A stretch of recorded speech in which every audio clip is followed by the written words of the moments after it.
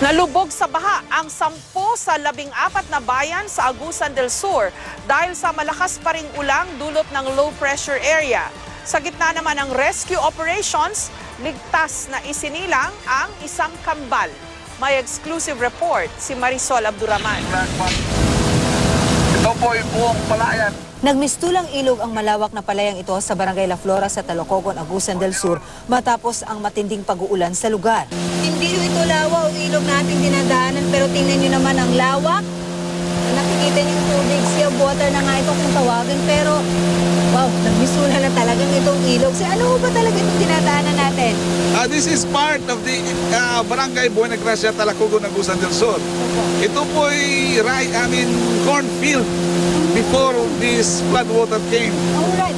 So gaano na ho ito kalalim? Parang ilog na ho?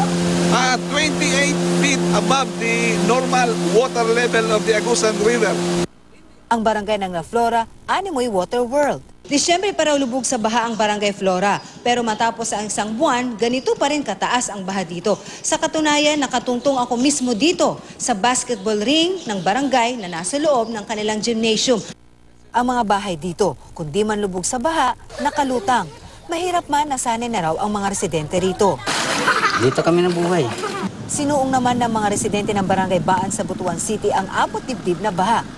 Ang bayan ng Esperanza na lubog din sa baha, mistulang ghost town. Ang mga inilikas na residente, hirap ang kalagayan. Gaya na lamang ng 62 anyos sa si Mirna Marquez. Hirap talaga. Hirap. Pamumuhay namin. Hanap ng pagkain.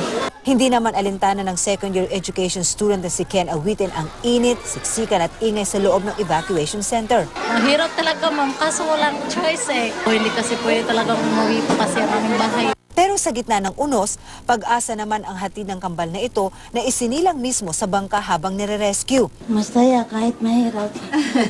Ayon sa Agusan del Sur PNP, bagamat sanay na ang mga tao sa baha, pahirapan pa rin ang pagsagip sa kanila. Hindi sila bastang alis sa kanila. Yun ang unang problema. At umaalis din lang naman sila kung medyo mataas na ang tubig. Sa ngayon, 10 sa 14 na bayan ng probinsya ang lubog sa baha. First time nga namin nakatikim ng tubig na nanggaling sa bukid noon.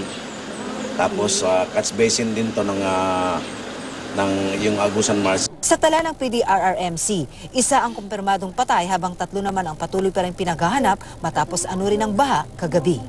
Mula rito sa Agusan del Sur, Marisol Abduraman, GMA News.